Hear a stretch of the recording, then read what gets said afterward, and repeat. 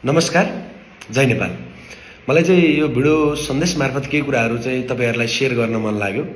जब यो भदौ 23 र 24 गते अगाडि चाहिँ नेपाली राजनीतिक दलहरुमा चाहिँ केही वितृष्णा आइरहेको बेला, विश्वास घट्दै गइरहेको बेला चाहिँ त्यसका फलस्वरूप चाहिँ 23 र 24 गते चाहिँ नेपालमा चाहिँ एउटा झिन्झी आन्दोलन स्वरूप केही आन्दोलनहरू भए। त्यो आन्दोलनका केही सकारात्मक पाटो पनि होलान्, नकारात्मक पाटो पनि होलान्। त्यो 23 गतेको आन्दोलन चाहिँ 23 गतेको आन्दोलनको त्यो मागको पक्षमा चाहिँ हामी थियौं भने 24 गतेको अराजक त्यो भिडको जुन राष्ट्रका सम्पत्तिहरू नै जलाउने, राष्ट्रका चाहिँ राष्ट्रसेवक प्रहरीहरूलाई चाहिँ एकदमै मृत्युसम्मको अव्यवहार गर्ने कुराको चाहिँ कहिले समर्थन गर्न पनि सकिदैन। त्यही घटना पश्चात चाहिँ नेपालमा चाहिँ नेपाली राजनीतिक दललाई चाहिँ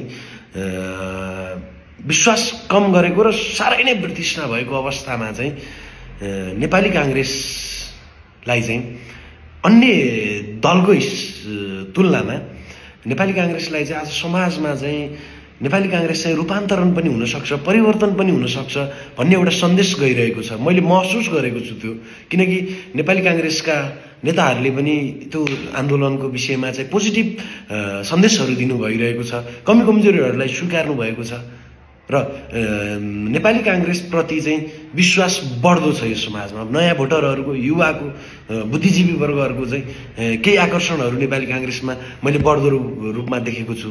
तर त्यसलाई कायम गर्नलाई चाहिँ नेपाली कांग्रेसले आउँदै गरेको अधिवेशन र यो चुनावमा चाहिँ हामीले रिजल्ट दिनुस्।